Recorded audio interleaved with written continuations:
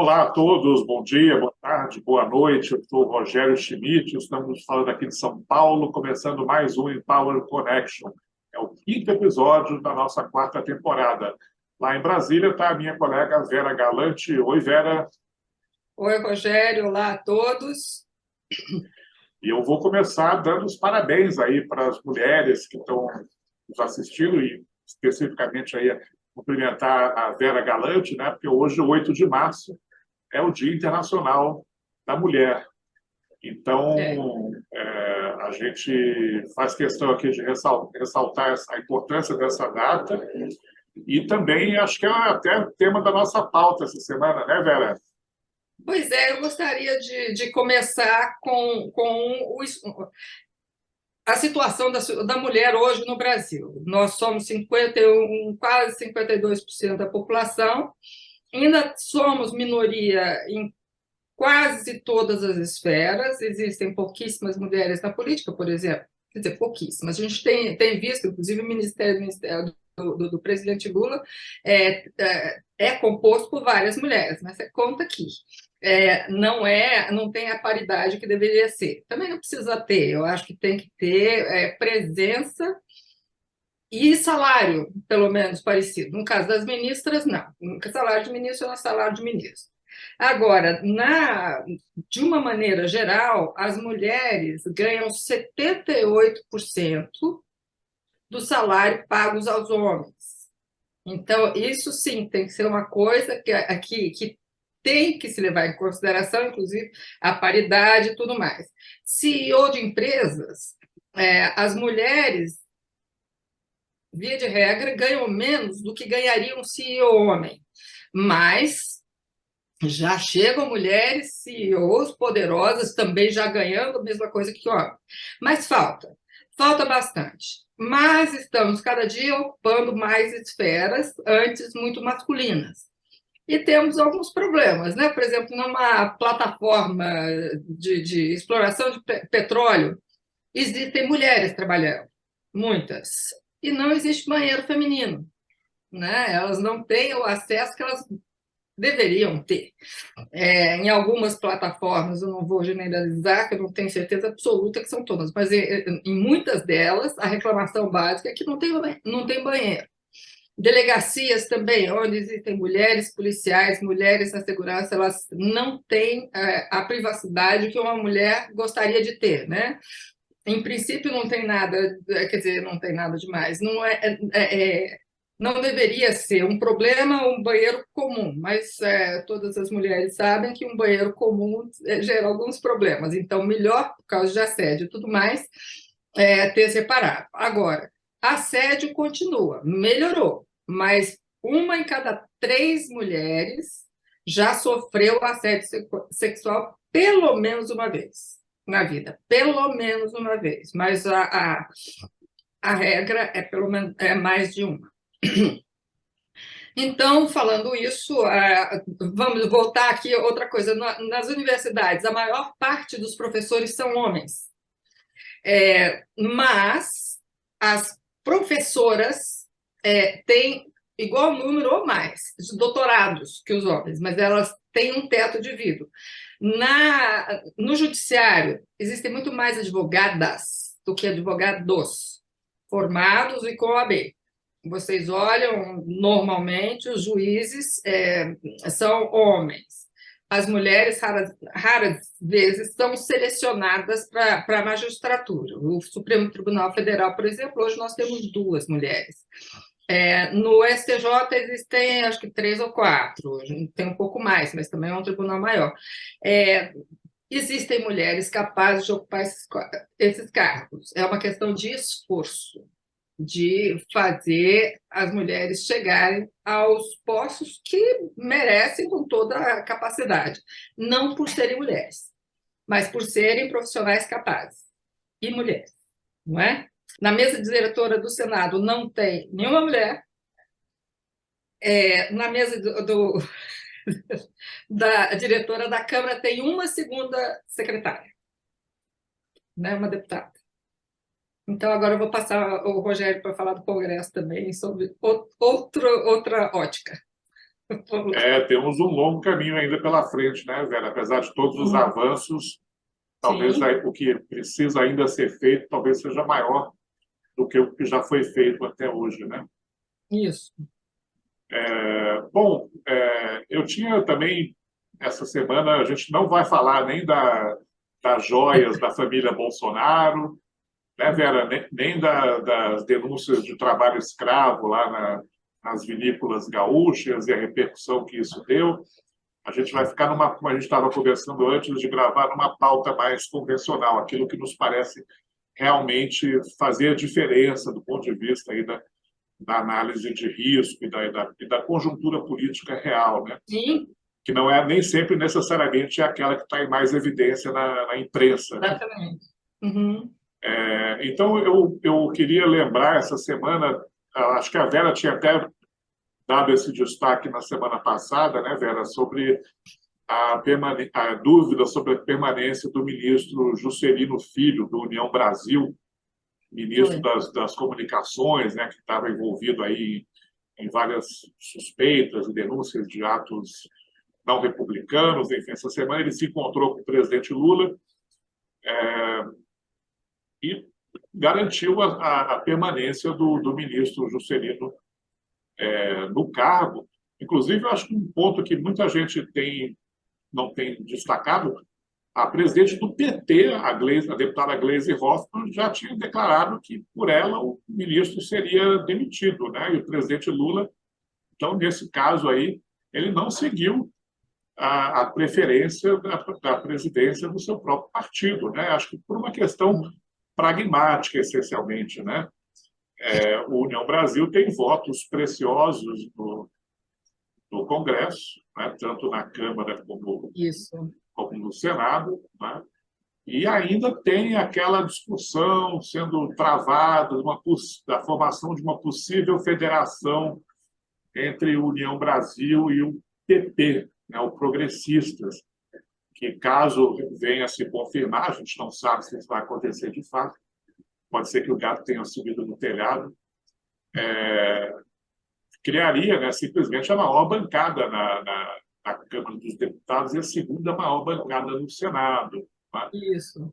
Então, acho que o governo também precisa ter o apoio ou do União Brasil, como está agora, ou eventualmente até se surgir mesmo essa federação, ele precisaria ter esse apoio também, porque de fato até agora, né, Vera, não houve um teste real da base aliada do governo Ainda não. no Ainda Congresso, não. né? A gente não sabe ainda qual será qual é o número de votos seguros, né, que o presidente Lula tem, né? Então, tem aquela pesquisa, o Barômetro do Poder, que é feito pela Infomoney, né? Que todos os meses a Isso. Empower participa, né? Que Isso. eles consultam aí os principais analistas políticos do país, né? E fazem uma série de perguntas, e uma pesquisa bem interessante. E segundo Uhum. o último relatório dessa pesquisa, que é referente ao mês de fevereiro, a, a estimativa média dos analistas políticos é que o governo hoje tem alinhados com o governo 222 deputados, está abaixo até da maioria absoluta, né? E É, 39 senadores, que aí está quase ali quase. quase na metade do número total dos senadores. Mas isso são estimativas, né? De fato, ainda não houve assim, uma votação nominal de um projeto importante, de uma medida provisória, de uma PEC que permita A fazer PEC, então, fica mais complicada ainda, né? Porque aí é, precisa do quórum constitucional, os dois terços, é, né? então, a base do governo está ainda em fluida, né, em formação, eu É, diria. Então, com esses números, por exemplo, se essas estimativas aí estiverem corretas, né, há risco até do governo Lula ser derrotado em algumas votações que venham a acontecer, né, sim.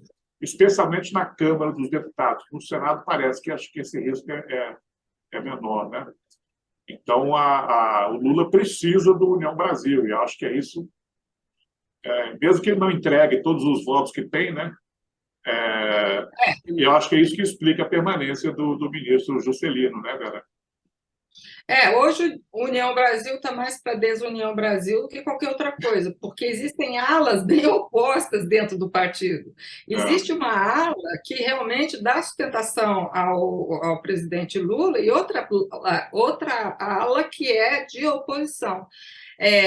Um pouco dentro do PL também, mas não tão evidente. Então, eu acho que vai ter que definir quem que é quem, né? Porque, inclusive, na conversa com o ministro, o quase ex-ministro Juscelino, o Lula falou: olha, você tem que trabalhar na sua defesa, defender melhor, né? E cobrou uma posição do União Brasil. Não foi assim tão, olha, você pode ficar, não, porque eu gosto de você. Não, ele teve umas condicionantes que ele acha que está no direito de fazer e, como presidente, está. Pois é. Seja como for, quer dizer, aqui a gente está falando de um caso específico, que foi a treta aí envolvendo o ministro, mas acho que o mais importante aí foi o presidente Lula foi numa direção, a presidência do PT foi em outra direção. Então, Em outra direção. Eu acho que é simbólico de várias maneiras esse caso. Então, mostra um pouco que quando a hora da onça beber água, né, nem sempre o PT terá essa influência toda sobre Exato. as decisões do governo, ao contrário de algumas análises aí mais imediatistas que a gente vê, né, Vera? Isso. E o outro ponto que eu queria levantar também dessa semana que é o seguinte: a gente já tem aí, passou mais de um mês, né, desde a posse da nova legislatura, que foi no dia 1º de fevereiro, a reeleição do Arthur Lira e do Rodrigo Pacheco, né, para comandar as duas casas. Já estamos aí no dia 8 de março e até agora não houve acordo político, nem na Câmara, nem no Senado, para definir os partidos que vão presidir as comissões permanentes. Né? No Senado são 14 comissões permanentes, na Câmara são 30 comissões. Normalmente é feita uma divisão ali proporcional entre os partidos, né, entre o tamanho das bancadas, mas até agora não houve acordo nem numa casa nem na outra para definir. Então, os trabalhos do Congresso estão caminhando devagar. Né? O que talvez também seja o tempo necessário aí para o governo construir melhor a sua base. Né? Tem uma expectativa aí de que talvez nas próximas horas, amanhã, quinta-feira, ou até hoje ainda, saia aí algum anúncio oficial de que se chegou a um acordo, mas pode ser que fique também para a semana que vem, ou vá sendo jogado para frente. Né? E, na prática, por que isso é importante? Porque se não tem comissão permanente funcionando, né, os projetos de lei, né, acabam ficando travados. Né? Exato. Daqui a pouco a gente vai falar aí sobre o Banco Central. Né? Isso tem impacto até sobre a escolha dos diretores do Banco Central, né? Só para dar um exemplo aí de um tema que está bem em evidência. Né? Então, enquanto não tiver resolvido quem que vai presidir cada comissão, os projetos não andam. Né? O que está sendo votado até agora são medidas provisórias que têm um rito um pouco diferente de tramitação. Né? Mas só para pontuar isso mesmo que você falou, o presidente da Câmara, Arthur Lira, foi perguntado essa semana por que não tem comissão ainda constituída. A resposta dele foi porque o governo ainda não tem uma base definida e então não tem como acomodar. Aí o que acontece, o Jacques Wagner, que ele é o líder do governo no Congresso, rebateu essa afirmativa, mas o presidente Lira tem toda a razão, ainda não tem uma base definida. Talvez esteja assim, os dois, tanto o governo como o Congresso, executivo e legislativo, estejam ganhando tempo. Né? E tem também uma outra disputa, essa um pouco mais velada no Congresso, que é entre a Câmara e o Senado, e envolve também o Executivo na questão aí da tramitação das medidas provisórias, né? Porque a Câmara dos Deputados ela quer manter uma regra que foi o Arthur Lira, né? Ele quer manter uma regra que foi adotada na pandemia, que garante que o relator das emendas que são apresentadas às medidas provisórias seja sempre um deputado. E o Senado, por sua vez, o Rodrigo Pacheco, quer voltar, agora que a pandemia está, enfim, controlada, né? Quer voltar à regra anterior, onde havia um rodízio. O relator que acolhe as emendas que os congressistas apresentam às medidas provisórias, havia um rodízio. Então, uma MP era um deputado, na MP seguinte era um senador e vice-versa, né? Então, tem essa disputa aí se vão ser recriadas ou não as comissões mistas, que eram onde esse rodízio era feito, né? E o governo também até aceita que volte o rodízio, mas seria só para as MPs, não valeria para as MPs que já estão tramitando. Seria só dali para frente, né? E só para dar uma ideia, Vera, hoje tem 20, eu fiz a conta, até hoje de manhã, tinha 26 medidas provisórias tramitando no Congresso. 15 delas ainda são da gestão Bolsonaro e 11 que já foram editadas aí pelo governo Lula, né? Então, esse é um tópico importante também para a gente observar, porque diz respeito a uma correlação de forças dentro do Congresso, né? Entre o Arthur Lira na Câmara e o Rodrigo Pacheco no Senado. Vamos ver quem vai ganhar esse cabo de guerra. Esse cabo de guerra, pois é, pois é. E aí você falou do Banco Central, fala mais do Banco Central, conta. Então, como a gente já tinha alertado aqui em programas anteriores, né, agora no dia 28 de fevereiro acabaram os mandatos de 2 dos 9 diretores do Banco Central, né? Acabou o mandato do diretor de política monetária e do diretor de fiscalização. A legislação permite que mesmo com os mandatos já terminados, esses diretores continuem participando das reuniões do Copom e continuem nos cargos até que sejam aprovados os seus sucessores, né? O governo, por enquanto, ainda não deu qualquer pista sobre quem vai indicar para essas vagas, né? Provavelmente não vai manter, eles até teriam, os atuais até teriam o direito de serem reconduzidos, mas provavelmente o governo vai escolher nomes mais próximos aí das ideias econômicas do governo atual, né? Mas aquilo que eu tinha falado antes, mesmo que o governo enviasse hoje a sua lista desses 2 indicados, eles não poderiam começar a trabalhar, porque eles precisam ser aprovados pela Comissão de Assuntos Econômicos do Senado, primeiro. Pois é. E não tem Comissão de Assuntos Econômicos funcionando, porque não tem presidente, né? Exatamente. Então, eles têm que passar primeiro pela Comissão de Assuntos Econômicos e depois pelo plenário do Senado, né? Então, provavelmente, essa indicação aí vai demorar, imagino eu, até que essa disputa aí política no Legislativo termine, né? E lembrando que dia 21 e 22 de março tem reunião do Copom, né? Sim. Então, esses 2 diretores, mesmo com o mandato terminado, né, muito provavelmente eles ainda vão participar dessa reunião do Copom. A reunião seguinte é no comecinho de maio. Então, pode ser que até lá dê tempo deles serem substituídos, né? Vamos esperar. Exatamente, exatamente. E parece que esfriou agora a disputa, a insatisfação, vamos dizer, com o Banco Central. O presidente parou de falar sobre índice de juro ou taxa de juro. Todo mundo parou. Quer dizer, o ministro Haddad já falou que o juro é alto, mas agora vai ter condição de baixar. A ministra Simone Tebet também falou alguma coisa nesse sentido, porque eu acho que eles têm obrigação de endossar o chefe, mas também não levaram adiante. Então, tudo bem, está todo mundo feliz. E, Vera, acho que você tem um tema aí de agenda internacional, política externa brasileira, né? Tem o problema da Nicarágua, né? O Ortega está lá governando há muitos anos, eu não sei exatamente, mas Lula era sindicalista ainda.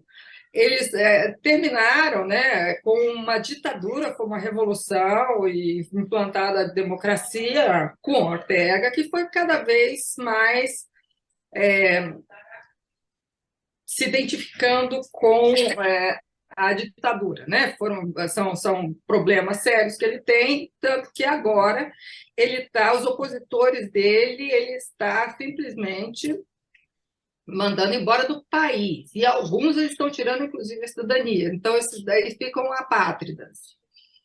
A ONU emitiu um documento muito contundente condenando as práticas não republicanas da Nicarágua. O Brasil as violações dos direitos civis, né? Dos direitos humanos e da democracia, né? Os ataques à democracia.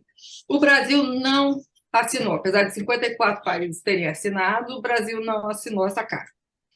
Porque Lula é amigo pessoal do Ortega. Ele foi, inclusive, quando fez 1 ano da Revolução, ele ainda era líder sindicalista, ele foi a Nicarágua comemorar, etc. Só que ele quase que se recusa a ver que o amigo dele não é mais aquela pessoa que era antes. Mas ele já começou a se adequar, vamos dizer assim, à demanda internacional. Ele já indicou que vai receber os expulsos da Nicarágua no Brasil, inicialmente 100, e depois mais